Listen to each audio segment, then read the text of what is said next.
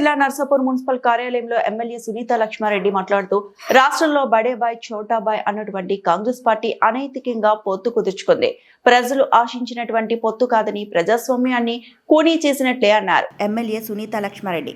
ఎన్నికల్లో నిజంగా కూడా ఏంటంటే ఒక గందరగోళమైనటువంటి పరిస్థితి ఈరోజు సృష్టించడం జరిగింది. రాష్ట్రంలో బడేబాయ్ చోటాబాయ్ అని చెప్పేసి అన్నటువంటి మరి కాంగ్రెస్ బీజేపీ రెండు అనైతిక పొత్తు ద్వారా ఈరోజు చైర్మన్ అదేవిధంగా వైస్ చైర్మన్ పదవిని దక్కించుకోవడం జరిగింది. ఇది నిజంగా చెప్తాను, ఇది ప్రజల ఆశించినటువంటి విషయం మాత్రం కాదు. ఎందుకంటే ఒక పార్టీకి మరి సరే ప్రజలు తీర్పు ఏంటంటే అందరికీ కూడా సమానం ఇవ్వాలని ఇటు కాంగ్రెస్ కానీ అదేవిధంగా బీఆర్ఎస్ పార్టీకి ఇచ్చి బీజేపీకి 4 సీట్లు ఇవ్వడం జరిగింది.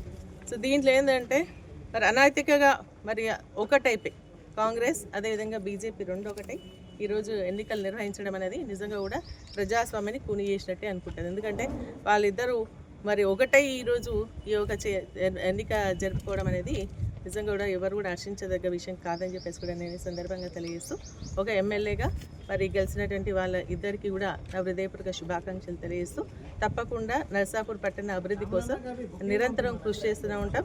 అదేవిధంగా నా వంతు సంపూర్ణ సహకారం కూడా అందిస్తాం.